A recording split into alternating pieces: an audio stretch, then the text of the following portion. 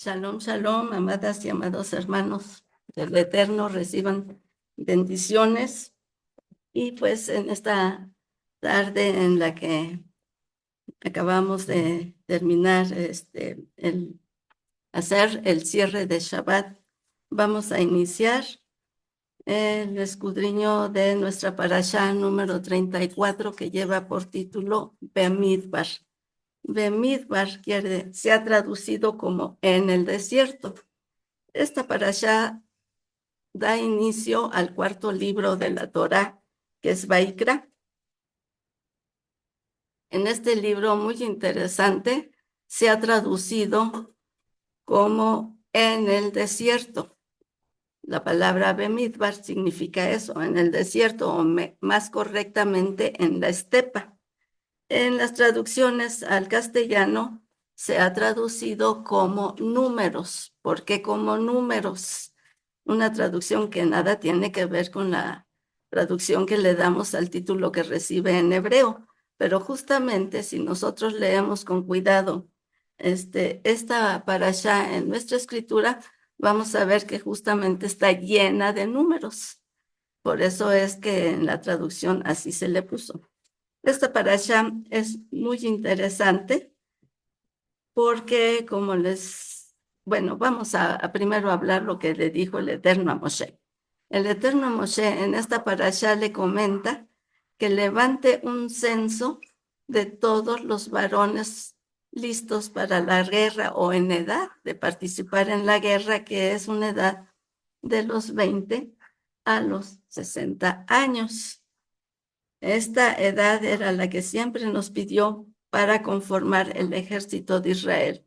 Un ejército que no es un ejército de guerra, sino se le llama un ejército porque está formado por extrema orden y disciplina y pues se convierte finalmente en un ejército de defensa, no de ataque, porque bajo la dirección del Eterno, nosotros los creyentes no deseamos hacer ningún mal a nuestros semejantes, pero se nos permite podernos defender para no recibir el mal de otros. Y bueno, esta es la ordenanza que da el Eterno a Moshe para que lo transmita al pueblo de Israel y de esa manera puedan conformarse ese censo que nosotros sabemos que es el cuarto censo que se hace en Israel. Y miren, curiosamente concuerda con el libro número 4 del Humash. Este es el cuarto censo porque como ya vimos, el primero se hizo cuando Jacob partió hacia Misraim, bueno, los hijos de Jacob que partieron a Misraim. Después el segundo censo se hace justamente cuando el Eterno da libertad al pueblo de Israel y lo saca de Misraim. El tercer censo, como lo vimos hace poco, fue el que se hizo indirectamente, dando la aportación para la construcción del Mikdash. Y en esta ocasión es el cuarto censo. ¿Por qué en esta ocasión es el cuarto censo? Porque justamente después de haber sacado al pueblo de hebreo de Misraim, sabemos que llegan y acampan al desierto de Sinaí, donde se establece el Mikdash, móvil, por decirlo así, porque sabemos que la columna de nube era la que anunciaba el momento en que debían de permanecer en un lugar y en cuanto se movía, cuando había que trasladarse a otro lugar.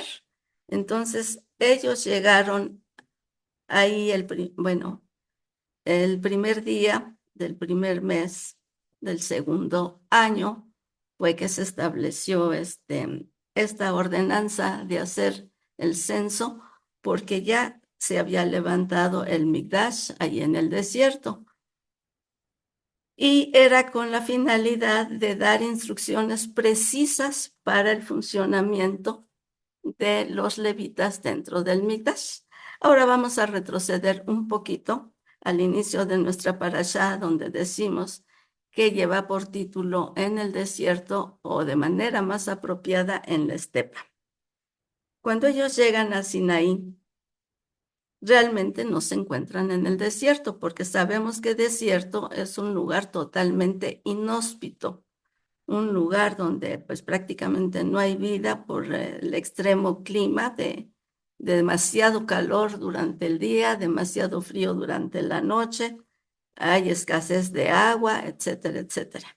Y nosotros sabemos que el pueblo hebreo salió de Misraim con sus animales, con su ganado, esos animales que iban a ser destinados para los sacrificios en el Mikdash, de tal manera que entonces pues se necesitaba agua, se necesitaba alimento para los animales y el Eterno, en su infinito amor y sabiduría, los lleva a la estepa. La estepa es un lugar que no llega a ser desierto, aunque sí es un clima extremo, árido, pero donde crecen pequeños arbustos, arbustos que van a servir de alimento para todo el ganado que los israelitas llevan. De esa manera llegan ahí y obviamente pues los encargados de llevar a pastorear a las ovejas las llevan a través de la estepa a buscar justamente ese alimento, esos arbustos.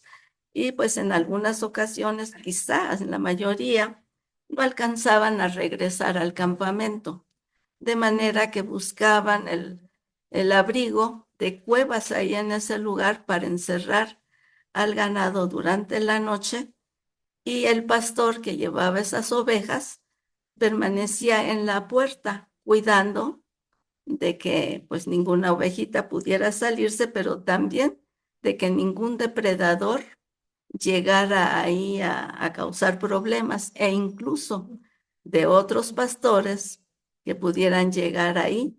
Si llegaban a querer entrar cuando ya la cueva estaba ocupada, obviamente tenían que pedir permiso al pastor que había llegado primero para que les permitiera guardar también ahí sus rebaños. ¿Qué podemos entender de todo esto?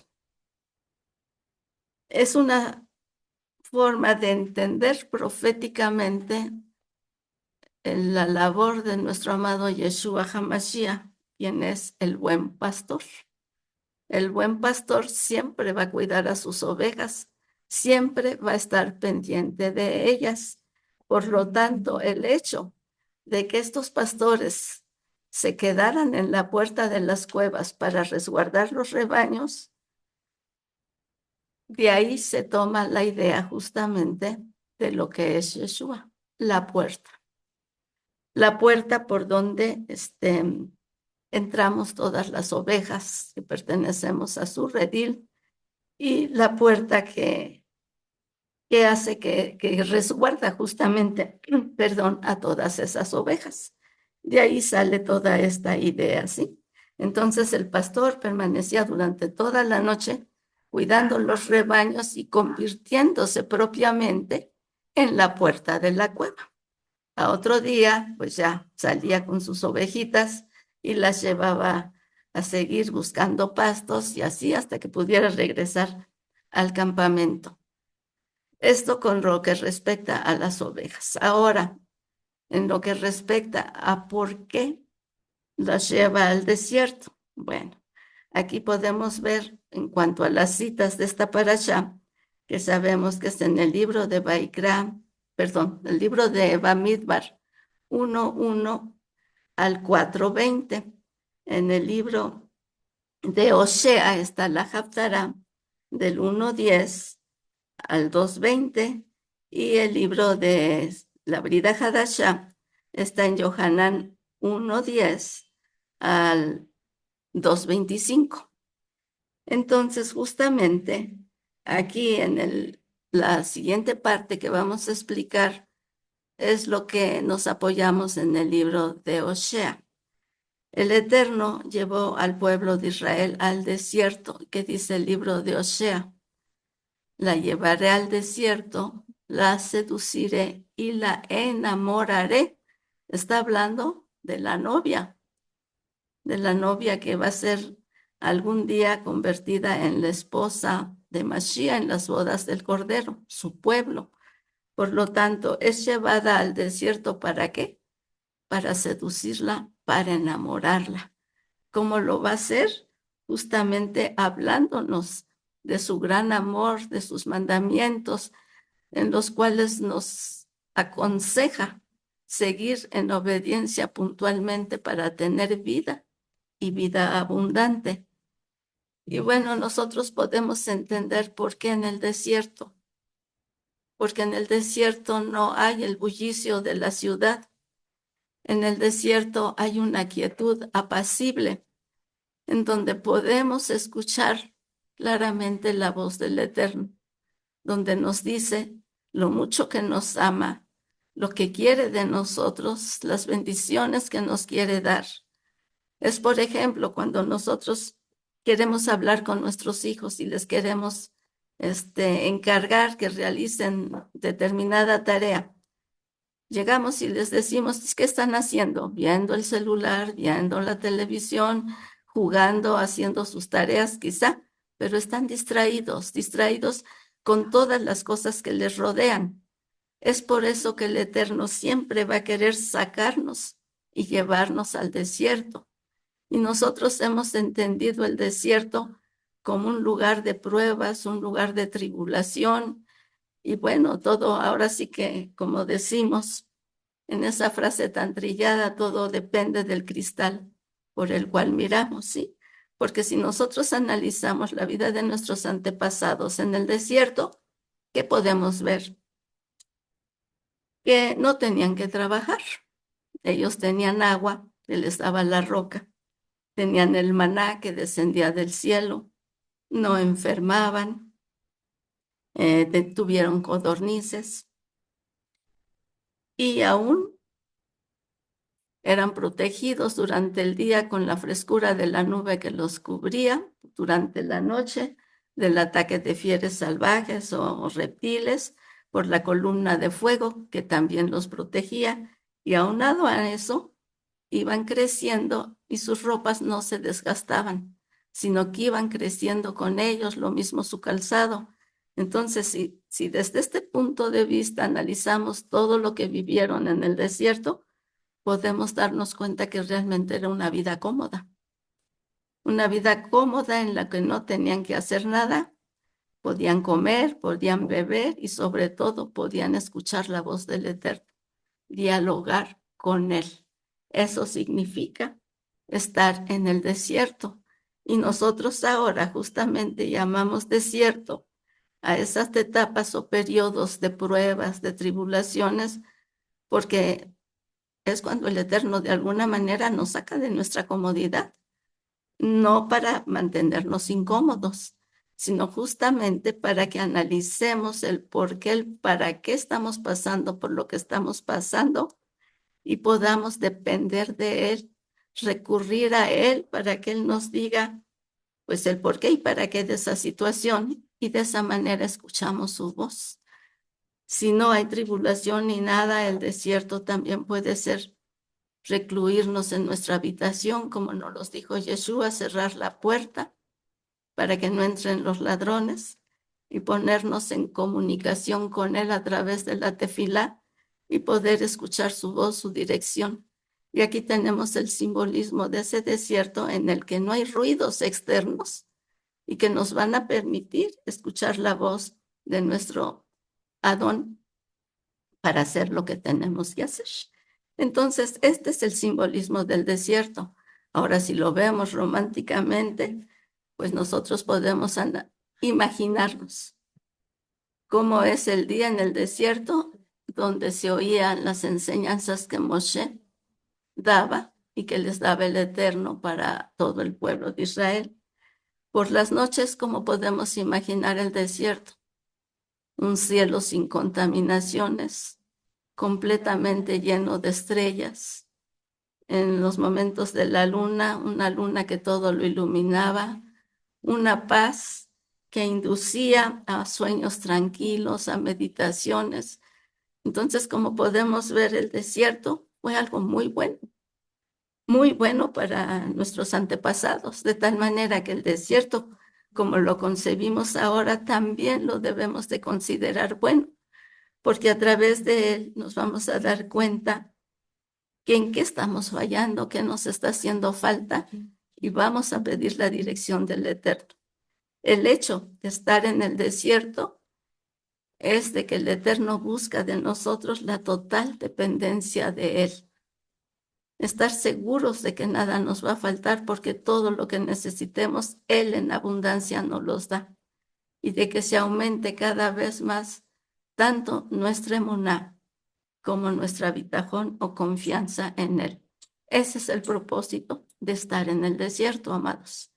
Y bueno, una vez que entendemos esta situación, pues ya volvemos a explicar lo de nuestra parashá, que decimos que es cuando el Eterno habla a Moshe para hacer ese censo de todos los varones de 20 a 60 años. Y después le dice que hable con ellos para que pues se establezcan por tribus. Cada tribu le pide que tenga una bandera. Esas banderas fueron hechas de seda y todas tenían diferentes simbolismos, pero se manejaba los colores que se manejaban por las diferentes piedras presentes en el pectoral del juicio. De esa manera todas las tribus hicieron su bandera y la colocaron delante del conglomerado de su tribu. Antes de esto, cuando el Eterno pidió ese censo, hablamos del segundo mes, o sea, del segundo mes en donde tenía que celebrarse el Pesach Sheni por aquellos que habían estado en un momento dado en estado de impureza ritual y no pudieron celebrar Pesach, o por ejemplo, aquellos que salían a pastorear las ovejas y no alcanzaban a llegar en la festividad de Pesach, pues también lo podían hacer un mes después, y es lo que sucede en la actualidad también. Todos nosotros festejamos la fiesta de Pesach el 14 de Nisan, del 14 al 15, y ya después sabemos cómo continuamos con panes sin levaduras, cuenta del Omer, etcétera, hasta llegar a Shavuot. Entonces, todas aquellas personas que por alguna razón no pueden celebrar Pesach el 14-15 de Nisan, lo pueden hacer el 14-15 del segundo mes. Y esa fue la ordenanza que dio el Eterno, que durante aproximadamente 20 días que comprendían del primer Pesach al segundo Pesach, ellos tenían que tener ya listo ese censo, de tal manera que podemos ver que, por ejemplo, en el caso de Naxón, que era el jefe de la tribu de Yehudá, se dice que tenía que contar diariamente alrededor de 7,500 personas para poder terminar de censar a toda su tribu antes del día 20 que les había propuesto el Eterno, que era cuando se iba a celebrar segundo Pesaj. Y así cada príncipe de cada tribu tenía que hacer el censo de todas las personas que comprendían su tribu. De tal manera que un total de los contados entre 20 y 60 años arrojó la cifra de 6,300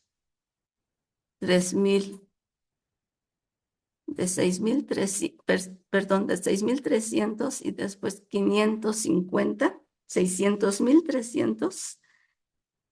550 almas. Eran los que comprendían esos varones de los 20 a 60 años. No se contaban ni a los niños, ni a las mujeres, ni a los demasiado ancianos. Y el Eterno también le dio la orden a Moshe que no se contara a los levitas, porque el ejército de Israel debía de estar contado únicamente por esa edad en la que los varones estaban preparados para la guerra. Entonces, la siguiente ordenanza fue que se iban a agrupar de 3 en 3 las tribus para colocarse en torno al Migdash, rodeándolo como para protegerlo. De tal manera que en el lado oriente se encontraba la tribu de Yehudá, de Isahar y de Zebulún.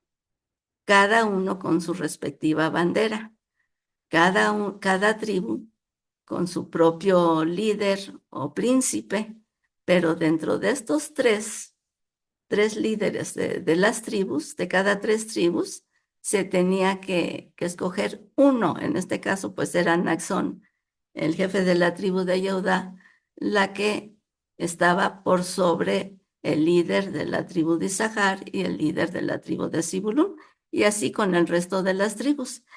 Al lado norte se estableció las tres tribus que estuvieron ahí fueron la tribu de Reubén, de Simeón y de Gad.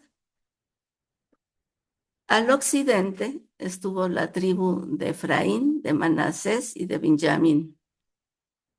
Y la tribu del sur fue la que estuvo Rubén con Simeón y con Gad. En el occidente, Efraín, Manasés y Benjamín. Y en el norte estuvo Dan con Neftalí y con Asher. ¿Sí? Entonces, esta fue la distribución de los príncipes de las tribus. Y repito, cada uno con su bandera. ¿Qué significa esto? Que el Eterno quiere un pueblo unido, quiere un ejad. Por lo tanto, se habla de un colectivo, pero el colectivo siempre va a estar formado por individuos, por grupos individuales, que en este caso sería cada tribu.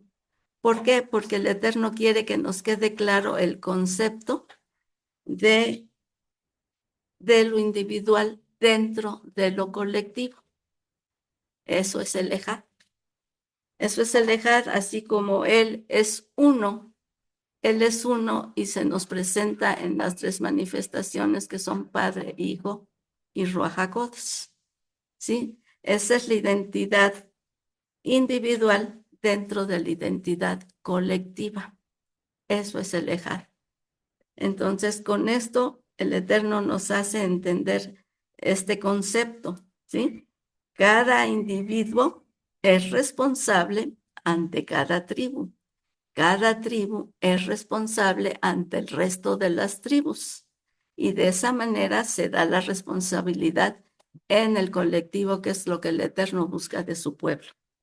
Y bueno, entonces ya vimos cómo fueron contados los diferentes individuos que pertenecían a las tribus y cuál fue su disposición alrededor del Mikdash.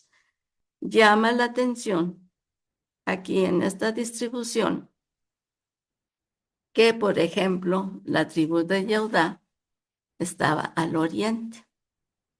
Y al oriente sabemos, por lo que ya la palabra nos ha dicho, simboliza dar la espalda al sol, de tal manera que nosotros como creyentes no adoramos a los astros, no adoramos al sol, sino que estaban justamente colocados al oriente, pero en dirección, su mirada en dirección al lugar Hakadoshim.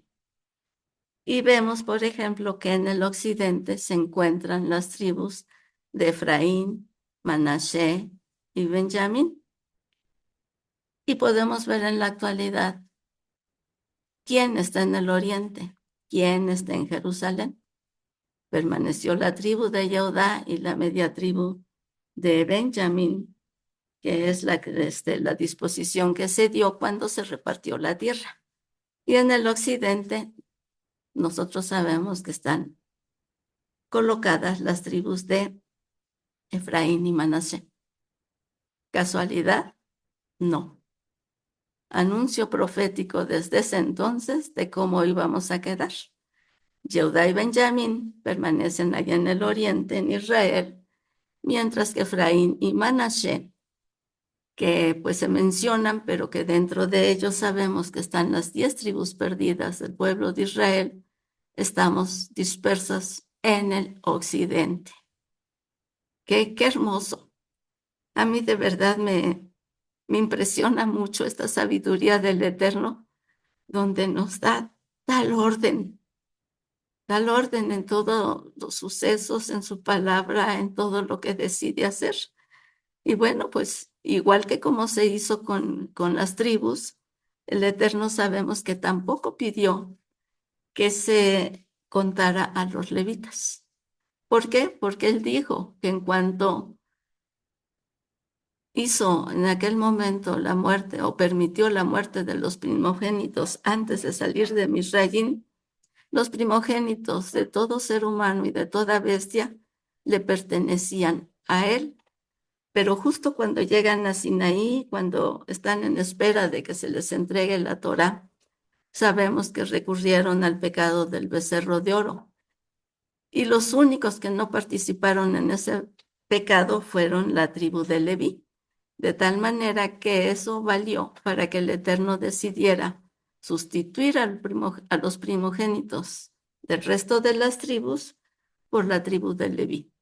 Tomó a todos los levitas como representantes de todas las tribus y los hizo sus primogénitos, de tal manera que entonces les dijo que no podía contarlos a ellos. Pero una vez que estableció a las tribus alrededor del Migdash y que recibió esa cifra de 603.550 mayores de entre 20 y 60 años, ahora sí ya dio la orden de que contara a los levitas, pero a los levitas los tenía que contar desde el primer mes de edad hasta los 30 años.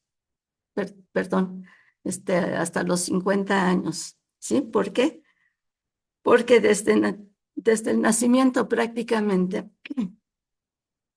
eran tomados como primogénitos del Eterno, como pertenecientes a Él, y después tenían que ingresar a las labores del Migdash de los 30 a los 50 años. ¿Por qué esto?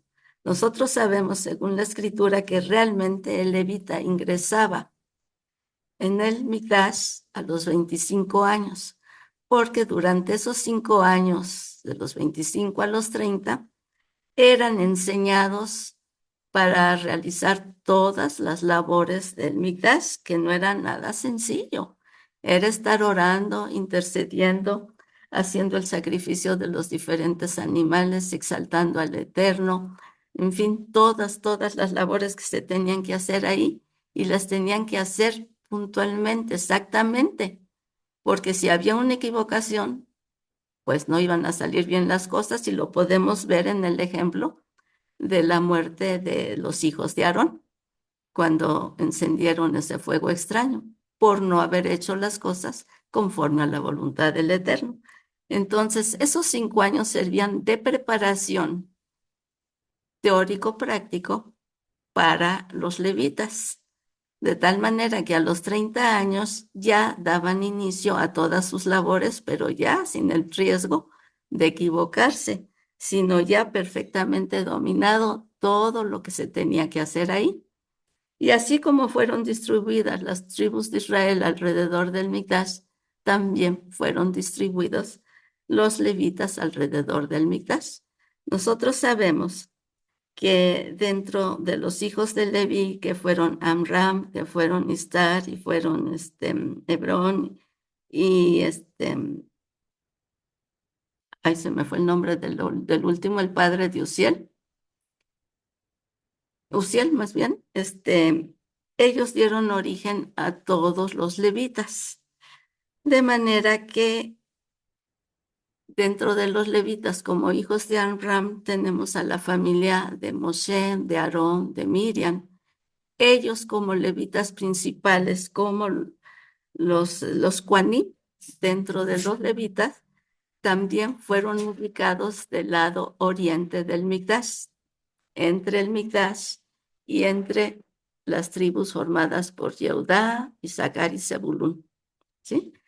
En el lado sur se encontraban las tribus de los Keatitas, los hijos de Coat. En el extremo norte se encontraban la tribu de Merari y en el extremo, o sea, en el occidente, en el occidente se encontraba la tribu de los cuatitas y después en el sur se encontraba la tribu de Gersón, de la familia de Gersón. Y bueno, dentro de esta ubicación, sabemos que el resto de las tribus se educaron o fueron más bien encomendadas las labores de guardar el Mizcán y de todo lo que se tenía que hacer referente a la protección, que era la conformación del ejército de Israel. Como ya dijimos, en perfecto orden y disciplina fueron constituidos. Dentro de los levitas, ellos tenían unas tareas diferentes que eran justamente, como sabemos, Aarón, Moshe y los hijos de Aarón tenían, como Juanín, tenían que estar supervisando todo lo que se hacía en el Mikdash. Y la labor del resto de los levitas consistía, aparte de todo lo que tenían que hacer dentro del Mikdash, que cuando el campamento fuera trasladado a otro lugar, sabíamos que tenían que desmantelarlo y después volver a levantarlo en el lugar donde la nube se establecía para que pudieran permanecer determinado tiempo ahí.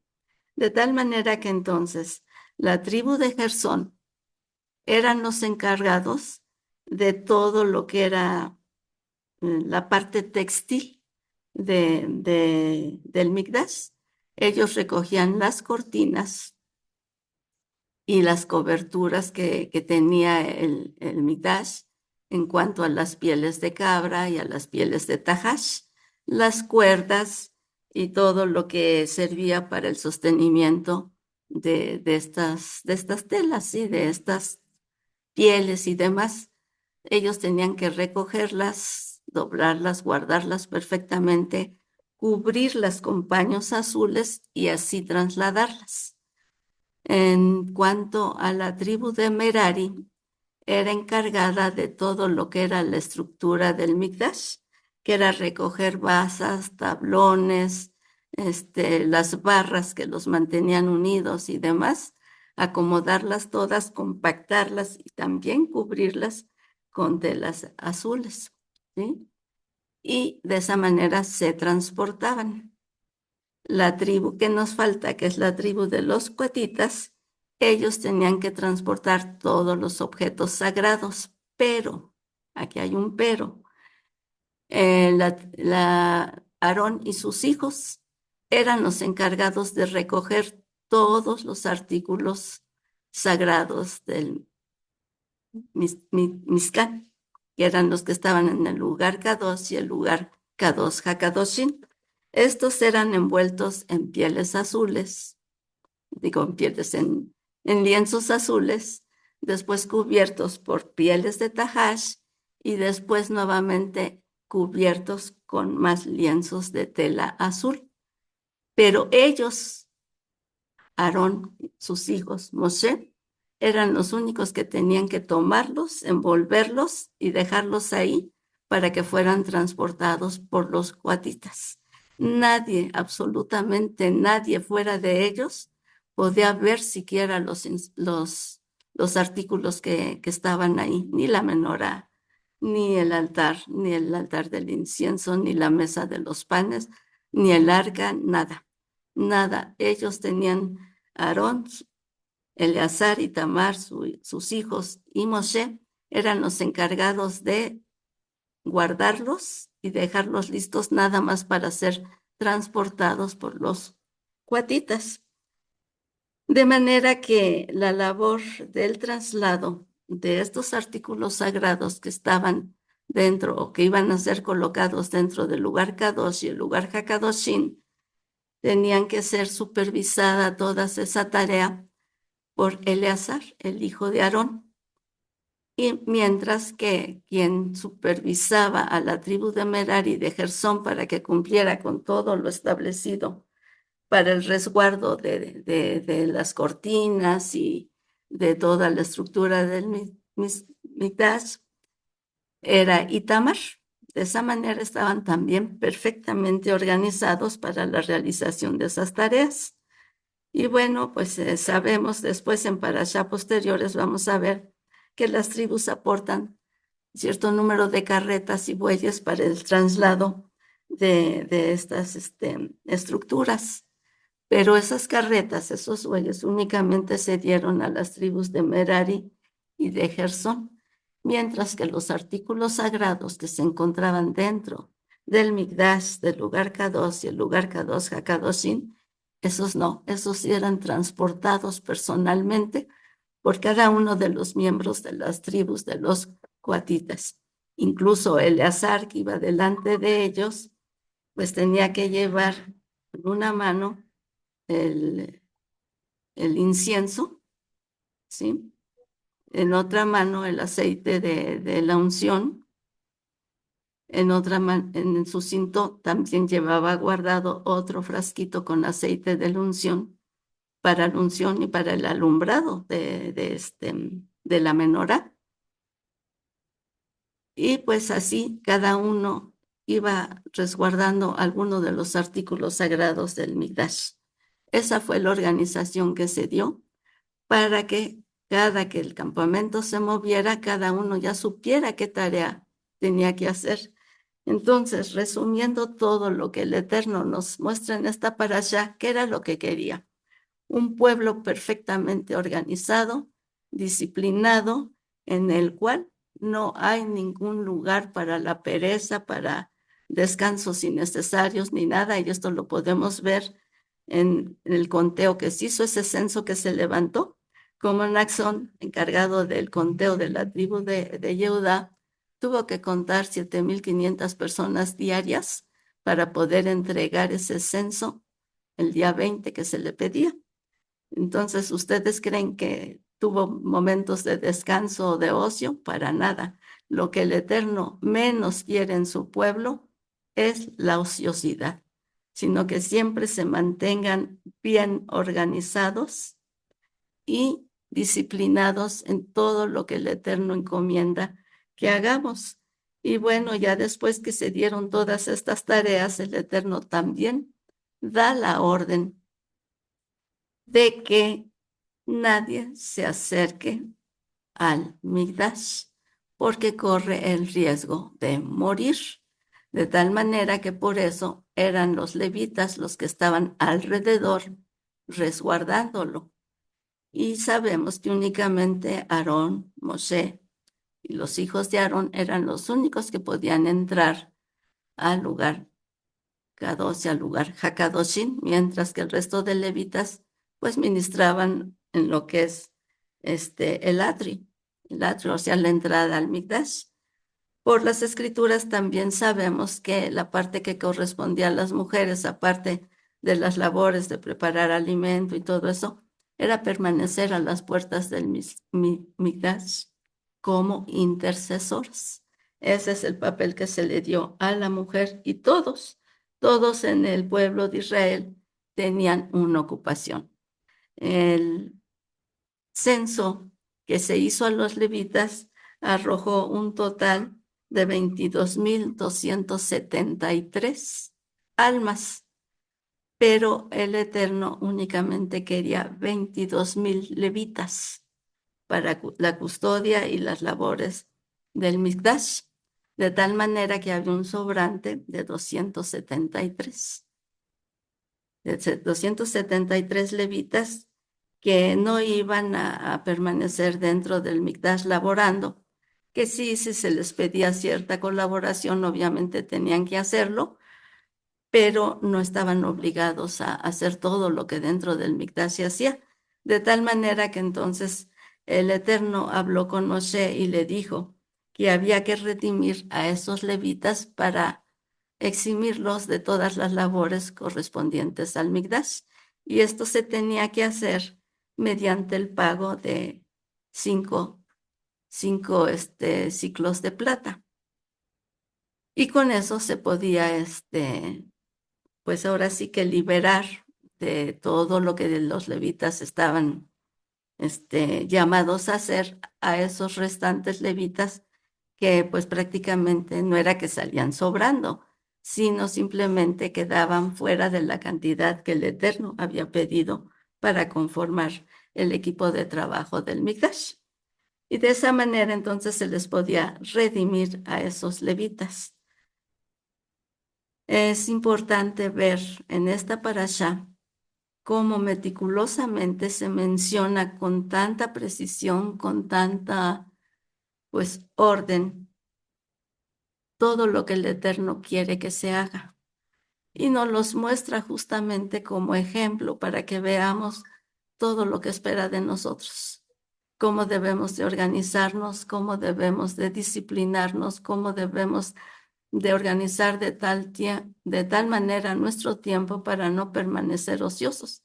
Ahorita pues ya no hay templo, no hay Mikdash, y sabemos que nosotros tenemos la obligación de servirlo en la exaltación, en las horas de Tevilá, en el estudio de Torah y demás. Eso es lo que el Eterno pide de nuestro tiempo. Y realmente como hemos entendido, lo mínimo que podemos hacer si Él nos está pidiendo de nuestros recursos, darle el diezmo, que representa un 10%, entonces en cuanto a nuestro tiempo, también deberíamos de entregarle un diezmo, que si tenemos un día de 24 horas, el equivalente al diezmo de ese tiempo representa ¿cuántas horas? 2 horas con 40 minutos, lo mínimo que podemos hacer para entregarle al Eterno en estudio de Torah, en Tefilá y todo lo referente a Él.